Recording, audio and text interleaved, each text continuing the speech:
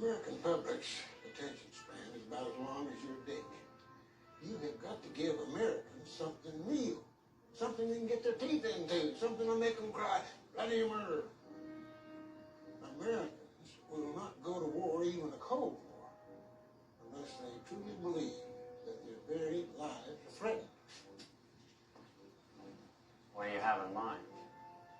Back in the early 1960s, my old buddy Lyndon Johnson said, boys, why don't we just bomb one of our own ships and blame it on the North Vietnamese? That's what we did. We shelled a U.S. Navy ship in the Gulf of Tonkin. At least that's what we told everybody. As far as I know, that damn boat was out in the middle of Lake Erie. But 24 hours later, the U.S. Senate voted 98 to 2 to send troops to Vietnam. It's an amazing story. That's the truth. And it can still work. Did you say Canada? The American people, Mr. Smiley, would never, ever buy this. Mr. President, the American people will buy whatever we tell them to. You know that. Aren't you overlooking one major obstacle? Like how to get the average American to hate and fear Canadians? Hell, they're whiter than we are. Gentlemen, ladies, allow me to clue you to a few rude awakenings. For those of you that think Canada is a mom and pop operation, it's time to wake up and smell the snow. Fact, Canada is now the second largest country in the world. Fact, Canadians freely cross over our borders, walking among us undetected. How many of you knew that they eliminated the Miss Canada contest? I think you're onto something here, Smiley. Remember the Air Force C-130 that crashed mysteriously a few years? How many of you knew that they eliminated the Miss Canada contest? I think you're onto something here, Smiley. Remember the Air Force C-130 that crashed mysteriously a few years ago? And that just happened to occur over Canada, Mr. President. My God, that's shocking. When did they get rid of Miss Canada? A year ago.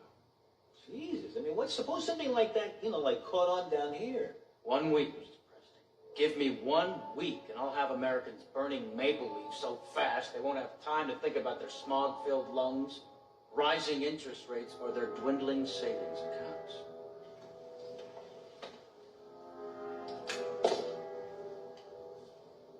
One week, sir.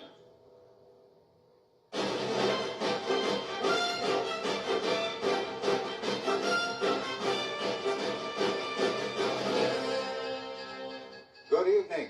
Edwin S. Simon reporting.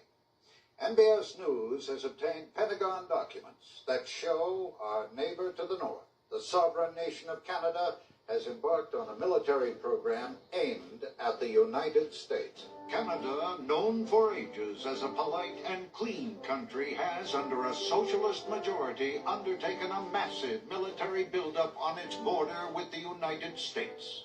I don't like Canada. It's freezing cold. Canada owns more of the U.S. than any other country. The Myers, Alex Trebek, all of them Canadians, all of them here. Is Canadian Prime Minister Clark MacDonald a member of a satanic cult? Most of Canada's vast military technology has been built and supplied by the United States.